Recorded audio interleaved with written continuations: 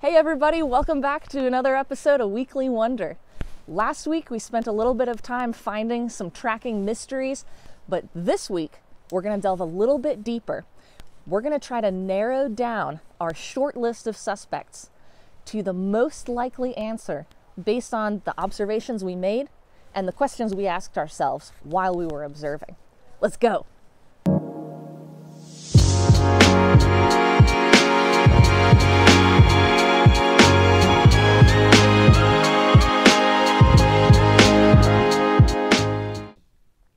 Last time on Weekly Wonder, we invited you outside on an animal tracking expedition to find traces and tracks that animals have left behind. So you went outside and you looked for clues. You took really close observations, noticing all sorts of details. And then using your observations and your noticings, you came up with a short list of possible suspects or things it could be, like a bear, a human,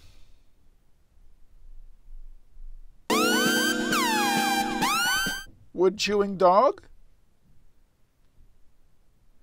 and always leaving room for something else. And that was it. Once you came up with your short list, we left it at that. And you could feel good knowing that you had narrowed it down to just a few suspects. But this week, we're going beyond the short list to reach our best possible explanation. To get beyond your short list and start to narrow your short list down, one thing that's really going to help you is working with other people. When you collaborate with other people on a complex problem, you get all sorts of different viewpoints and experiences, and it makes the whole group smarter and more capable. So, the Weekly Wonder crew, we found just outside our offices an exploded tree. We set about making observations and investigating. We came up with a short list of possible suspects, thinking that it could be a lightning strike, a bear, a beaver, or a woodpecker, or even something else that we hadn't thought of yet.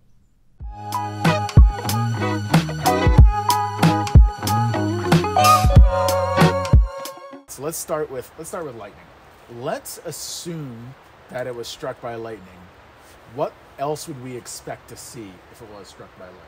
I would expect to see some kind of char mark. Yeah, I would expect some sort of burn or blackish marks. Yeah.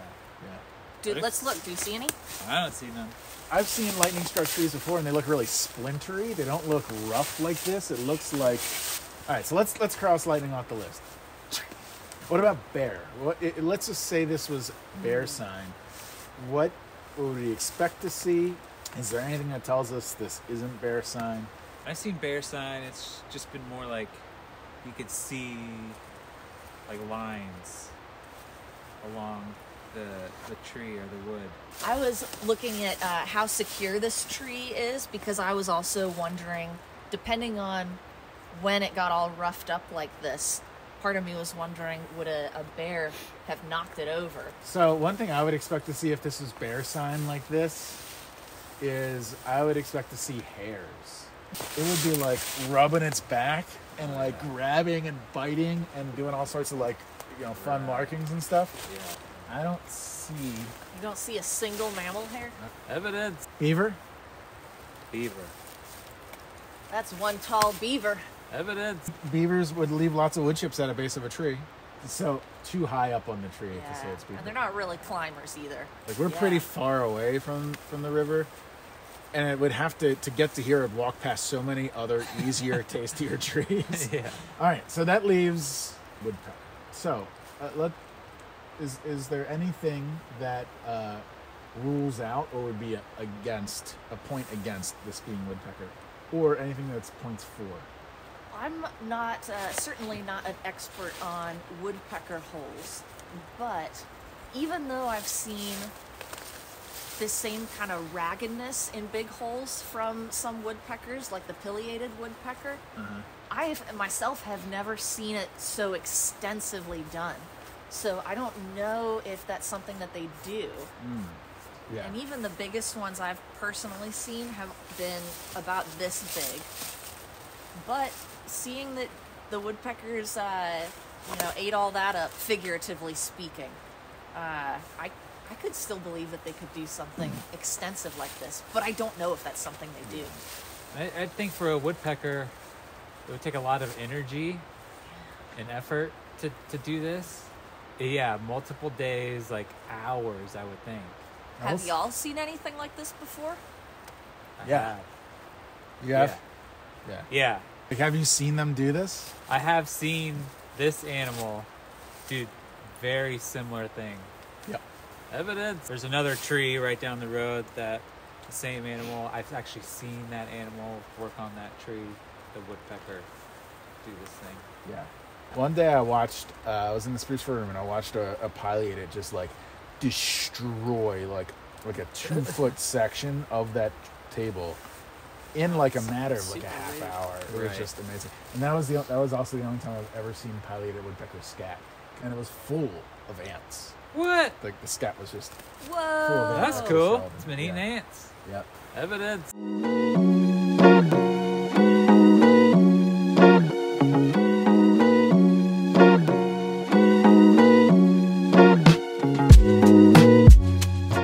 What did you notice about our discussion? Pause the video and take a few moments to just write down your first impressions, or if you're watching with somebody, share.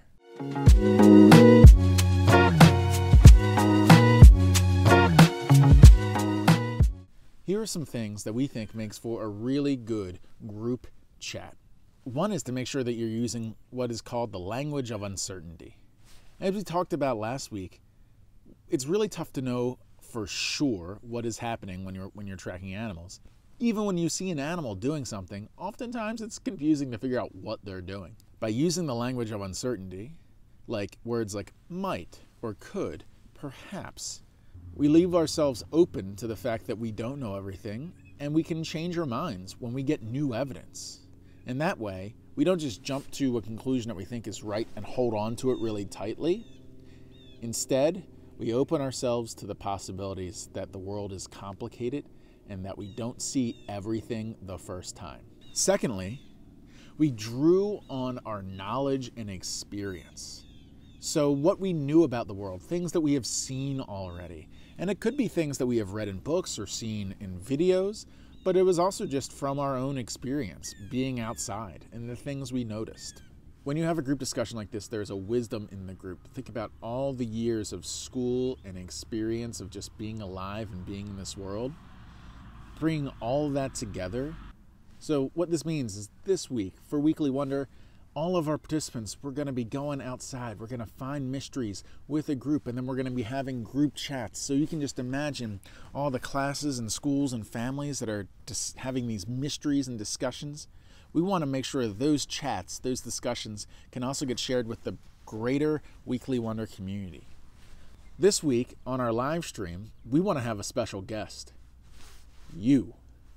So if you are willing and interested in joining us on our live stream and talking about the mystery that you and your group found, we'd love to have you on, and we can have a big group discussion about all the possibilities and could-bes, and it'll be really fun. So if you're interested, email us at weeklywonder@gsmit.org.